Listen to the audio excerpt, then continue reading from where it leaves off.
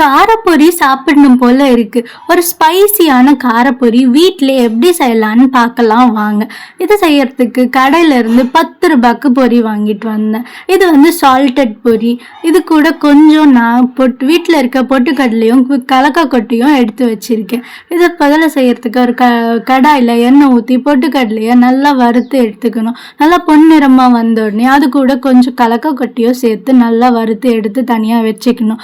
அதே எண்ணெயில் கொஞ்சம் கருவேப்பிலை போட்டு நல்லா வதங்கினதும் கொஞ்சம் கார்லிக் சேர்த்துட்டு நல்லா வறுத்து எடுத்துக்கலாம். கார்லிக் வேண்டான்றவங்க அவாய்ட் பண்ணிடலாம். கார்லிக் சேர்த்தா கொஞ்சம் நறுமணமாக வரும். அது கூட கொஞ்சம் உப்பு, மிளகாத்தூள் ப்ளஸ் மஞ்சத்தூள் சேர்த்து நல்லா வதக்கி எடுத்துக்கணும். தேவையான அளவு மிளகாத்தூள் சேர்த்துக்கலாம். இது கடைசியாக வதக்கி எடுத்தோன்னே எண்ணெயில் அது கூட நம்ம வாங்கின பொரியை போட்டு ஒரு கலக்கி ஒரு கிண்டி விட்டிங்கன்னா காரப்பொரி ரெடி.